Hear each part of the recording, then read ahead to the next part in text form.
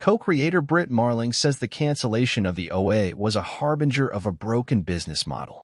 She shared her thoughts on how the industry has been disrupted over the last decade while speaking to the New York Times for a story about the OA creator's new series at FX, Murder at the End of the World.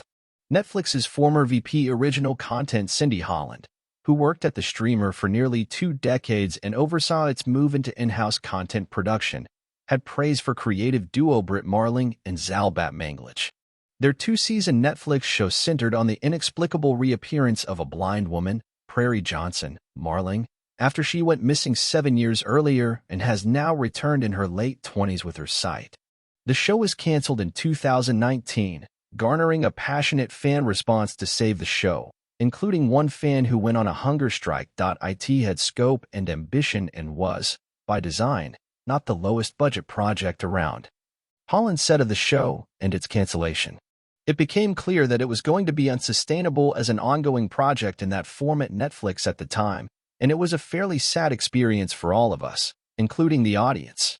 But the current CEO of Sister, the production company launched by Chernobyl producer Jane Featherstone and media mogul Elizabeth Murdoch, says that the cancellation was more than the typical decision to end a series.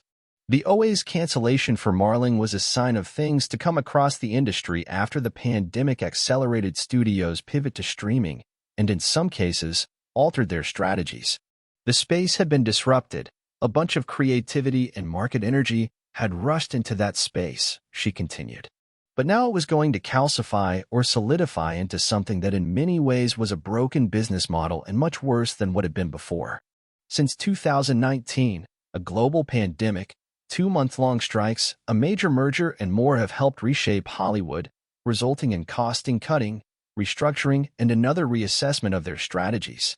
Netflix, like Warner Bros. Discovery, Disney Plus, and more, has canceled projects and removed a number of titles from the platform for tax write-offs.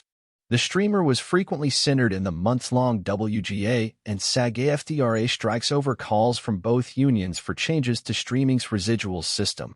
And after years of relying on a subscription-only model, Netflix has introduced, along with several of its competitors, a new, cheaper ad tier and a shift back toward the system of linear cable. In addition to recently sharing plans to reduce the number of films it releases annually, after attempting an ambitious 50 titles a year. This story has been updated to correct quotes that were mistakenly attributed to Cindy Holland that were made by Brit Marling.